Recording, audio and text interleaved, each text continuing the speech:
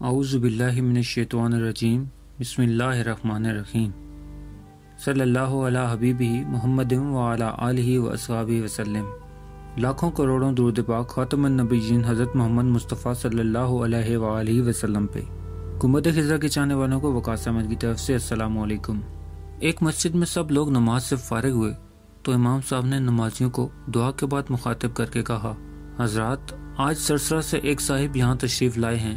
وہ کوئی واعظ نہیں ہے، لیکن اپنی زندگی کا ایک ناقابل فراموش واقعہ جہاں بھی جاتے ہیں لوگوں کو سنا کے انہیں غفلت سے بیدار کرنے کی کوشش کرتے ہیں۔ میں آپ سے گزارش کرتا ہوں کہ تھوڑا سا وقت نکال کے ان کی بات سن لیجیے۔ امام صاحب کے لہجے میں کچھ ایسا تاثر تھا کہ کوئی بھی اپنی جگہ سے ٹس سے مس نہ ہوا اور سب لوگ ان صاحب کی طرف متوجہ ہو گئے جو امام صاحب کی جگہ ممبر پہ آگے کھڑے ہو گئے۔ بظاہر اس شخص میں کوئی ایسی غیر معمولی بات تو نہ تھی۔ دیہاتی لباس میں ملبوس وہ ایک عام سا انسان تھا۔ اس کا عام سا حلیہ دیکھ کے چند اصحاب چہ میں گوئیاں کرنے لگے، لیکن جب اس نے بات شروع کی تو مجمع پہ سکوت طاری ہو گیا۔ اس کی آواز میں کچھ ایسی بات ضرور تھی کہ جب وہ بولتا تھا تو ہوا تھمی تھمی سی محسوس ہوتی تھی۔ چند ہی ثانیے میں سب کو احساس ہو گیا کہ وہ کوئی عام انسان نہ تھا اور نہ ہی کوئی واقعہ وہ معمولی تھا جو وہ سنانے جا رہا تھا۔ اس شخص کی آواز گویا کسی گہرے کنویں سے ابھرتی ہوئی سنائی دے رہی تھی۔ وہ کہہ رہا تھا، ساتھیو، میں جو واقعہ آپ کو سنانے جا رہا ہوں وہ کوئی من گھڑت قصہ نہیں ہے، مجھ پہ بیتنے والا ایک حرف بحرف سچا واقعہ ہے۔ 10 سال ہو گئے ہیں میں زندہ لاش بن کے اس واقعے کو جہاں جہاں موقع ملتا ہے دہراتا ہوں۔ شاید کہ کسی کے دل میں میری بات اتر جائے کہ وہ دنیا کی دکھاوے والی زندگی پہ اپنی وہ جائے پناہ قربان نہ کرے جہاں اسے تا قیامت ابدی نیند سونا ہے۔ اتنا کہہ کہ وہ ایک پل کے لیے رکا اور پھر اصل واقعہ سنانے لگا۔ میں ضلع حصار سرسرہ کے ایک دیہات کا رہائشی ہوں اور یہ واقعہ اس علاقے کے ایک جنگل میں میرے ساتھ پیش آیا ہے۔ میں گاؤں والوں کی بھیڑ بکریاں چراتا تھا، یہ ہمارا آبائی پیشہ ہے۔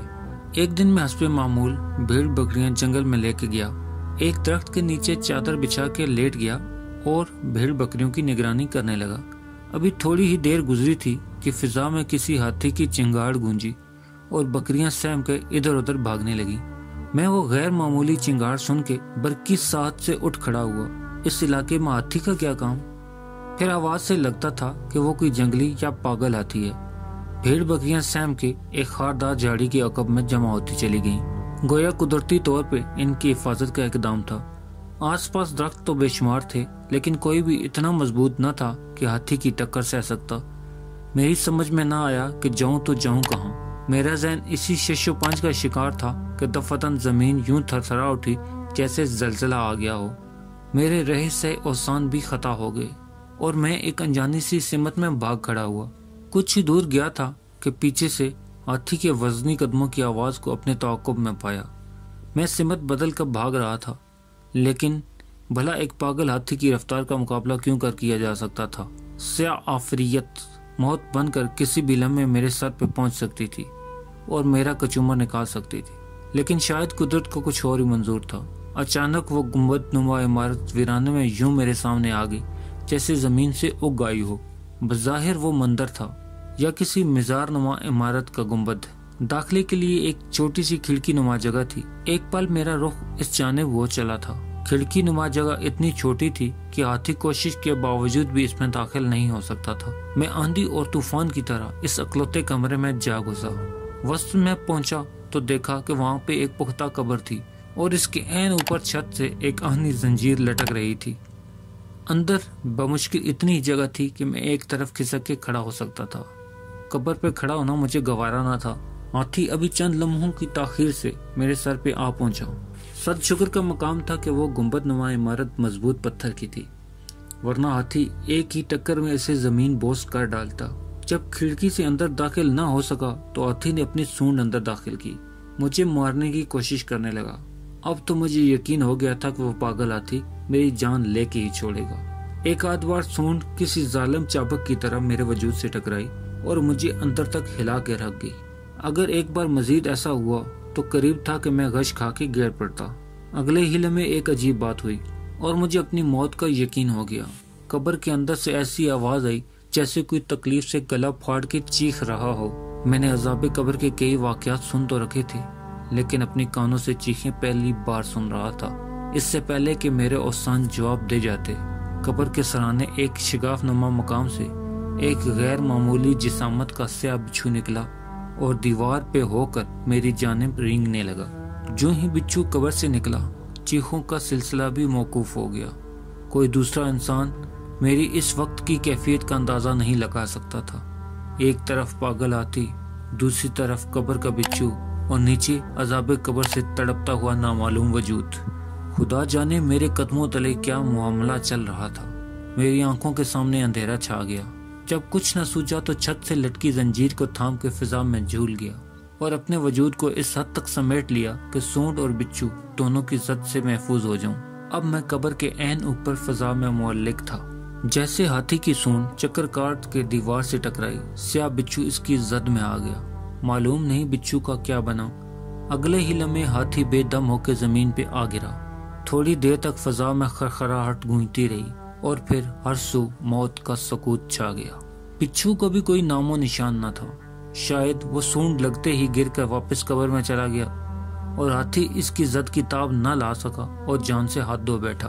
مجھے یقین ہو گیا کہ ہاتھی مر چکا ہے اور اب نہیں اٹھے گا، تو زنجیر چھوڑ کر نیچے اترا اور جو ہی میں نے کھڑکی نما رستے سے باہر نکلنا چاہا تو مجھ پہ یہ انکشاف ہوا کہ ہاتھی یوں آڑا ترچھا پڑا ہوا ہے کہ مجھے اسے پار کرنے کے لیے اس کے اوپر قدم جمانا ضروری تھے۔ تمام تر خوف کے باوجود میں اس مقام سے دور جانا چاہتا تھا، اس لیے مردہ ہاتھی کے وجود پر سے سانس روک کے گزرنے کے علاوہ کوئی چارہ نہ تھا۔ ہاتھی کا دیو ہیکل وجود اس قدر ہیبت ناک تھا کہ اس کے موت کے یقین ہونے کے باوجود اس کے اوپر پاؤں رکھنے کی مجھ میں ہمت نہیں ہو رہی تھی۔ چاروں ناچار میں نے ہمت کی، اس پہ پاؤں رکھا اور آگے جانے کے لیے دباؤ ڈالا ہی تھا کہ میرا پاؤں اس کے وجود میں یوں اتر گیا جیسے گوشت پوست کے بجائے ہاتھی کسی موم کا بنا ہوا تھا۔ اگلے ہی لمحے میں اپنے پاؤں گھسیٹ کر ایک جست میں اس طرح ہاتھی کو پار کر گیا کہ میرا دوسرا قدم اس کے وجود سے مس بھی نہ ہوا۔ لیکن اس ایک لمحے میں مجھ پہ جو قیامت بھی تھی وہ قیامت تک مجھے نمونہ عبرت بنا گئی۔ میں آج بھی اپنی ٹانگ پہ نظر ڈالتا ہوں تو وہ سارا منظر میری آنکھوں کے سامنے یوں تازہ ہو جاتا ہے جیسے وہ کل ہی کی بات ہو۔ اتنا کہہ کر اس نے اپنی دائیں ٹانگ سے دھوتی کا پلو اوپر کو سرکایا اور دیکھنے والوں نے بے اختیار اپنی آنکھیں بند کر لیں۔ گھٹنے سے ٹخنے تک گوشت کا نام و نشان تک نہ تھا۔ سیاہی مائل ہڈی کے نام پر اس کی بوسیدہ ٹانگ اس کے سامنے تھی۔ پاؤں کا باقی حصہ شاید جوتے نے ڈھانپ رکھا تھا۔ گھٹنے سے نیچے پیپ کا ابھار بھی صاف دکھائی دے رہا تھا۔ قبر کے اس بچھو میں اتنا سریع الاثر زہر تھا کہ ہاتھی کو اسے چھو جانا ہی نہ صرف ہاتھی کا وجود پانی پانی کر گیا بلکہ اس چرواہے کی ٹانگ کو بھی دوسروں کے لیے درس عبرت بنا گیا۔ خدا جانے صاحب قبر کو قیامت تک ابھی کتنا عذاب جھیلنا تھا۔ میری دعا ہے کہ اللہ رب العزت تمام امت مسلمہ کو عذاب قبر سے محفوظ رکھے۔ اللہ کریم ہم سب کو اپنی آخرت کو یاد کرنے اور اس کی تیاری کرنے کی توفیق عطا فرمائے، اور ہمارے آباء و اجداد اور خاندان والے جو اس جہان فانی سے کوچ کر چکے ہیں انہیں عذاب قبر سے محفوظ رکھے اور ان کی بخشش و مغفرت فرمائے، اور ہمیں بھی اللہ تعالیٰ توفیق دے کہ ہم اپنی زندگی میں اپنے گناہوں کی معافی مانگ سکیں۔ اللہ تعالیٰ سے دعا ہے کہ مجھ سمیت تمام مسلمانوں کو عذاب قبر سے محفوظ رکھے، آمین ثم آمین۔ پیارے دوستو، امید کرتا ہوں آپ کو یہ ویڈیو پسند آئی ہوگی، تو اسے لائک کر دیں، اور مزید اس طرح کی خوبصورت ویڈیو کو دیکھنے کے لیے میرے چینل کو سبسکرائب کرنا ہرگز مت بھولیں۔ بیل کا بٹن بھی دبا دیں تاکہ آپ کو نئے آنے والی ویڈیوز کا نوٹیفیکیشن مل سکے۔ ملتے ہیں ایک نئی ویڈیو کے ساتھ، تب تک اپنا خیال رکھیے گا۔ اللہ رب العزت آپ کو آسانیاں دے اور آسانیاں بانٹنے کی توفیق بھی۔ اللہ حافظ۔